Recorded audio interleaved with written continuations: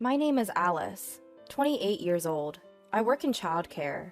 Recently, I got engaged to my boyfriend Tom, and I've come to visit his parents' house for the first time.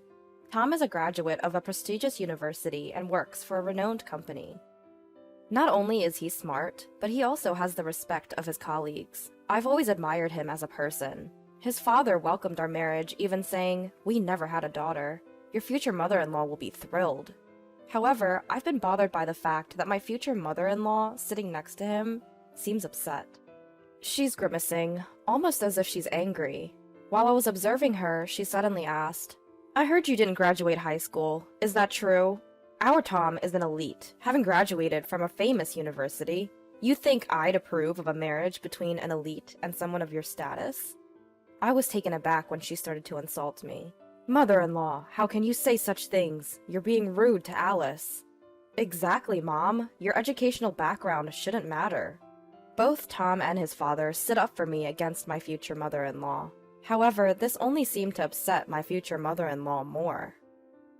Isn't it natural for a mother to be concerned about the education and occupation of her son's future spouse? Children inherit their mother's DNA, don't they? Don't I want to leave behind excellent genes? It seemed like my mother-in-law wasn't going to approve of me, a high school dropout, because she wanted to ensure the excellence of her offspring. While it's true that some people are obsessed with educational backgrounds, and many parents care deeply about education, it felt sad to be opposed solely because I dropped out of high school. Actually, there was a reason I didn't finish high school.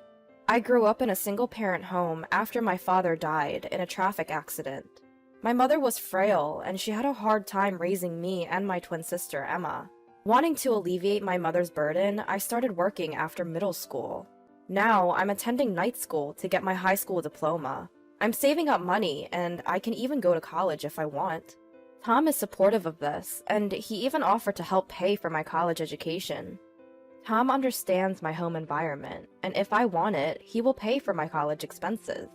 Tom is such a kind person, and that's one of the reasons I decided to marry him, but my future mother-in-law seems to dislike this. Tom is an only child, so we will be living with his parents in the future, but I'm a little worried about how that will work out. A while later, I moved into my future in-laws' house. At this point, there was only a month left until our wedding. As the wedding day approached, I had to make more trips to the wedding venue for final checks. I had to make sure to reserve hotels for our guests who would be coming from afar. Between work, school, and wedding preparations, I was very busy. But my mother-in-law didn't seem too pleased with how I was. Today, I was applying makeup to head to the venue, and she suddenly exclaimed, "Oh my, what on earth are you wearing?" My mother-in-law, catching sight of my outfit, had blurted it out loud. "I'm about to head to the venue, so I thought I'd dress up." Whether she was displeased with me dressing up to go to the venue, or just seizing the opportunity to berate me, I couldn't say. "Huh!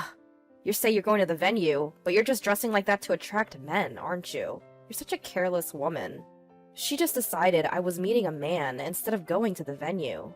I was at a loss for words. I told her I was meeting Tom at the venue, and if she had doubts, she could ask him, but she just assumed I was meeting a man. Then, the next moment, my mother-in-law did something outrageous. She messed up my carefully styled hair. "Hey, what are you doing, mother-in-law? I spent so much time getting ready. This is terrible." With my hair a mess, I couldn't go out and had to fix it. But seeing my disheveled hair, my mother-in-law cheerfully said, "There's no need to fix it. This hairstyle suits a high school dropout, poor woman like you. You should wear your hair like this for the wedding." Since I was already running late, I quickly fixed my hair and headed to the venue where Tom was waiting. Tom was waiting for me at the entrance of the venue and seemed concerned about my downcast expression. I was torn whether to tell him what happened earlier, but I thought it wasn't good to talk about something so depressing when we were about to discuss the ceremony, so I decided not to tell Tom at that time. One day, when it was almost time for the wedding, my mother-in-law suddenly made this suggestion. "Hey, Alice's mom lives far away, doesn't she? It must be tough for her to come, and she'll have to pay for her hotel. So why doesn't she stay at our house?" Tom and I were both surprised by my mother-in-law's sudden proposal. Indeed, if we could save on hotel costs, my mother would be happy, and it would also facilitate interaction between our families. Tom suggested I ask my mother about mother-in-law's proposal, so I asked her right away. My mother was very pleased with mother-in-law's proposal, and it was decided that my twin sister Emma would also come that day. I initially thought that mother-in-law was making this suggestion out of goodwill, but I could never have imagined the outrageous things she would do next. The day before the wedding, my mother and sister came to stay at my in-laws' house. Seeing my mother and sister, whom I hadn't seen in a long time, made me very happy. I have a particularly close relationship with my sister, and we were so happy to see each other after a long time that we decided to sleep together that night. Emma, who had been drinking, fell asleep right away. No matter what happens, Emma won't wake up once she's like this. Just when I was thinking that, it was getting late and I should get some sleep too. I suddenly felt the door to our room open. As I was wondering what it could be, I heard a loud buzzing sound, followed by the noise of something being shaved. Haha! Now you won't be able to attend tomorrow's ceremony, will you? No need for hair for a poor middle school dropout. The moment I heard that, shocked, I turned on the room lights and said, "Mother-in-law, what are you doing?" The person in the bed suddenly sat up, startling my mother-in-law as well. Huh? Mother-in-law? You're Alice, aren't you? She seemed to have mistaken me for Emma. That's not my hair. We're twins, and our faces really look alike, but it wasn't me whose hair was shaved with clippers. It was my sister Emma. What? No way. Why? Wasn't it Alice? My mother-in-law seemed to be in shock, but Emma, who had apparently drunk too much, was sound asleep. When she wakes up in the morning and realizes her hair has been shaved off, Emma will surely be very angry. Unlike me, Emma has a strong temperament, so it's obvious she'll be furious. What will you do now, mother-in-law? I'm not going to cover for you. Feeling guilty, perhaps, my mother-in-law left the room with a pale face. The next day, Emma looked in the mirror and was shocked and furious to find that she was bald. Our mother, who was present at the scene, also shed tears in shock, and Tom could not hide his disturbance. It's terrible! Who on earth did this? So I revealed everything that had happened yesterday in front of everyone. I was wondering what kind of face my mother-in-law would wake up with this morning, but she wasn't there. According to my father-in-law, she said she was going for an early morning walk and hadn't returned yet. I thought she had run away, so I revealed everything to our relatives and decided to search for mother-in-law. About 30 minutes later, I got a call from a relative saying they had found her in a nearby convenience store, and my father-in-law headed for that store. My mother-in-law, who had no idea she was being searched for, full of excuses as soon as she came home. I didn't do anything. It's all Alice's fault. Alice used the clippers on her own and cleanly shaved off Emma's hair while she was sleeping next to her. To my surprise, my mother-in-law was trying to pin the blame on me. This shocked me, and I couldn't help but retort. Don't be ridiculous. I didn't do anything. Wasn't it you who came into the room yesterday? It's terrible that you're still lying at this point.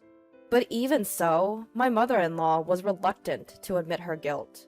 Then my father-in-law, as if he had remembered something, went outside and came back with something. Alice, could this be the clipper?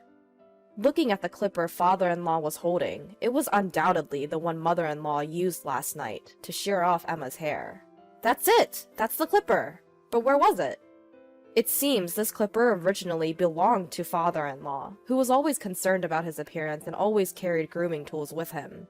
When they went to the car, the bag containing his grooming tools was ransacked, and the clipper was the only thing missing. I always leave my car keys in the bedroom. If there's brown hair in this clipper, it's definite that the culprit is your mom. Saying that, father-in-law started to dismantle the clipper. Inside the clipper was brown hair, undoubtedly Emma's. It must have been because she had to rush out in the dark. She couldn't properly dispose of the hair inside. Shown the remaining hair, mother-in-law collapsed to her knees. Alice, it's your fault! Despite being a middle school dropout and poor, you deceived smart Tom. I wanted you to give up on Tom at all costs. I became disgusted at mother-in-law's selfish words. The one who got angriest upon hearing that was Emma, whose hair had been shaven off. I don't care about your circumstances. What are you going to do about this? I can't attend the wedding like this. Hearing Emma's complaint, father-in-law made a call somewhere. His acquaintance, who was a hairdresser, agreed to rush over with a wig right away.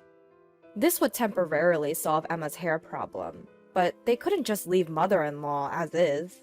30 minutes later, father-in-law's friend arrived with the wig, and Emma's hair was now beautiful. At first, father-in-law thought about shaving mother-in-law's hair just like he did with Emma, but it didn't feel satisfying. So he decided to expose mother-in-law's wrongdoing in front of everyone. Among the attendees called today were landlords who mother-in-law's parents had been indebted to for generations. They seemed to get along with father-in-law, and hearing about this incident would undoubtedly impact mother-in-law's parents' house. This is because the landlord, who was close friends with them, has been giving them a discount on their apartment rent. The landlord is a very righteous person, and would surely return the rent to its original price once he learns what mother-in-law has done. Worst case scenario, he might even evict them from the apartment. Mother-in-law's parents are poor and have no money. If they were to be evicted, they would surely come to mother-in-law's place. But I had heard from Tom before that mother-in-law didn't get along with her parents and wouldn't even care for them. Living with her parents would undoubtedly be the beginning of hell for mother-in-law. Wait, please. I'll be in trouble if you do that. I'm sorry. It was my fault. I got carried away and did such a thing. I'm sorry, Emma. I'll pay you damages, so please forgive me. Mother-in-law kept apologizing repeatedly to the point of rubbing her forehead against the floor. But even with apologies, Emma's hair will not come back. After discussion, it was decided that father-in-law and Tom would reveal the wrongdoings of mother-in-law. Of course, Emma has already agreed to this. Mother-in-law said she didn't want to go to the wedding and tried to run away, but she couldn't because Emma and Tom held her back. Upon arrival at the venue, relatives who knew the situation through messages came to us looking very worried. We exposed mother-in-law's wrongdoing in front of the relatives, and Emma took off her wig and showed her bald head. Everyone was shocked by Emma's condition, especially the women, kept saying they couldn't believe it. Hair for a woman is like a lifeline. Imagine the shock of having it suddenly shaved off with a clipper. Thinking of Emma, some people were in tears. Then, as expected, the landlord came to mother-in-law and asked if what happened was true. At first, mother-in-law tried to deceive him, but father-in-law urged her to tell the truth, and she finally confessed. The landlord, flushed with anger, was also accused by the woman. After that, mother-in-law remained downcast during the ceremony, which was unimaginable from her usually spirited self. The wedding itself ended smoothly, and it was a great joy to be blessed by many people. However, we can no longer live with mother-in-law in that house. It's only natural, but we decided to move into an apartment and live as a couple. Mother-in-law was panicked about us leaving the house. She cried out that it was her fault and begged us not to leave, but we can't live with her. But father-in-law felt the same. He told mother-in-law that he was going to divorce her and asked her to leave the house. Mother-in-law turned pale and clung to father-in-law, saying, "Please reconsider. Where will I live if I leave this house? You know, don't you? That I'm not getting along with my parents. If they find out about the divorce, they'll definitely tell me to come back for their care." She was trembling as if she could collapse at any moment. But when I think about Emma, I don't care about mother-in-law. I never dreamed that my hair would be shaved off while I was sleeping and mistaken for me. Mother-in-law persistently tried to persuade us afterwards, but since father-in-law contacted mother-in-law's parents, she reluctantly left the house. Currently, mother-in-law is living with her estranged parents and seems to be taking care of them, but apparently her parents have a difficult personality and mother-in-law is being completely worn out by their selfishness. She has called us several times to say she wants to start over, but we have no intention of living with her, so we just blocked her calls. Now, we are living happily with father-in-law in his home. The house was quite old, so we decided to renovate it together. Father-in-law built his dream study. Tom created a place to display model figures, and I decided to install a state-of-the-art kitchen. Of course, we also created a room for the child who will be born in the future. And now the three of us are living comfortably. Emma's hair, which was shaved at that time, has now become short, and it seems to be highly rated by her friends as a good change of image. She talks about that time as if it were a joke, telling various friends, and it actually complicates my feelings more. Emma, for her part, occasionally comes over for sleepovers at our family home, and I look forward to that. There may be many difficulties in the future, but I believe we can all work together and push through.